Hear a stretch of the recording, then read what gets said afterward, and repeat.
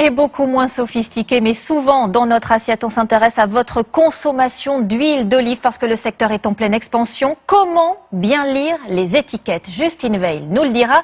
Mais d'abord, connaissez-vous l'huile d'olive qui est produite en Tunisie? Le pays est en train de devenir un acteur puissant sur le marché. Il rivalise avec l'Espagne, l'Italie et la Grèce. Comment et avec quelle qualité de produits? Justine Veil et Vincent Beaufartix se sont rendus sur place. Elle conserve l'éclat et la couleur du soleil qui l'a fait naître.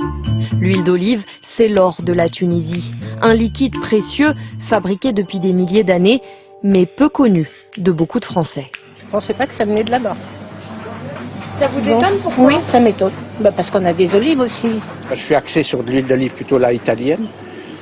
Quelquefois, parce qu'on m'en apporte donc d'autres pays étrangers, de Grèce. J'ai goûté récemment l'huile d'olive marocaine qui était très bonne, mais tunisienne très peu.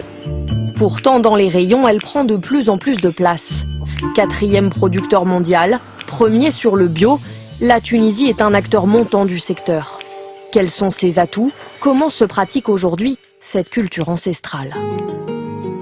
À l'est de la Tunisie, dans la région de Sfax, des oliviers à perte de vue. Ils recouvrent plus de 30% des terres agricoles du pays. La récolte commence en novembre et s'achève en février et se fait toujours majoritairement à la main. Je prends les branches et puis je brosse comme ça. Un bon cueilleur doit passer le peigne fort, mais sans casser les petites branches. Parce que ce sont elles qui donneront les olives l'an prochain. L'un des avantages de la Tunisie, c'est sa main-d'œuvre bon marché. Ces saisonniers sont payés au poids, l'équivalent d'1 centime d'euro le kilo.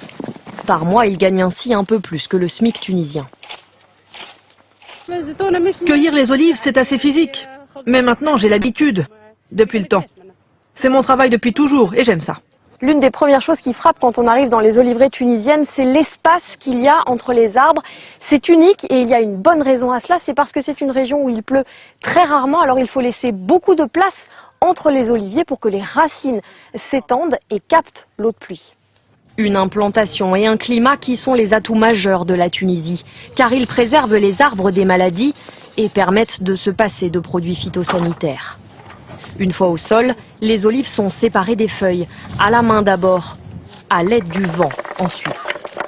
Quand on verse le tamis vers la caisse, les olives tombent dans la caisse et les feuilles s'écartent par le vent.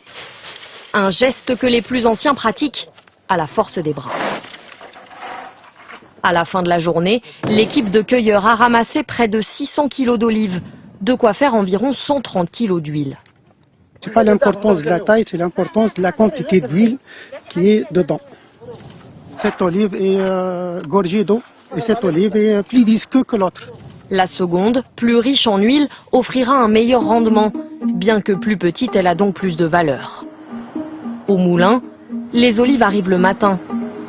Elles sont d'abord lavées, isolées des restes de feuillage, puis broyées avec leur noyau. La pâte obtenue est malaxée pour s'assouplir avant de passer dans une centrifugeuse.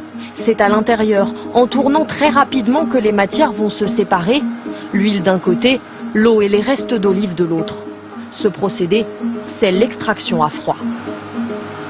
Pourquoi c'est appelé à froid? Parce que c'est extrait mécaniquement, sans aucun additif, sans aucune source de chaleur. C'est juste donc la pâte qui est extraite à température ambiante. À partir de là, l'huile est consommable. Mais pour obtenir sa couleur or, elle doit être filtrée. Il s'agit de mettre des plaques en cellulose comme celle-ci. Vous voyez la texture, il y a des trous microscopiques dedans.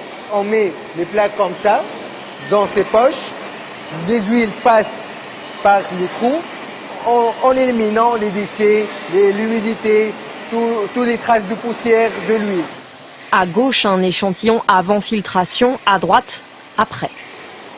Cette huile tunisienne, réputée plus douce que ses alter-ego espagnoles, grecques ou italiennes, sera vendue en France 6,60 € le litre. Une position milieu de gamme que la Tunisie souhaite aujourd'hui rehausser dans l'esprit des consommateurs. Oui, et de retour de Tunisie, Justine Veil est avec nous. D'abord, Justine, cette huile d'olive que nous consommons en France, d'où vient-elle principalement? Eh bien, majoritairement d'Espagne, puisque c'est le plus gros producteur d'huile d'olive, et de loin, puisqu'elle produit à elle seule 40% de la production mondiale. À la deuxième place, l'Italie, puis la Grèce, et enfin la Tunisie, avec 180 000 tonnes, soit à peu près 7% de la production mondiale. Et la France?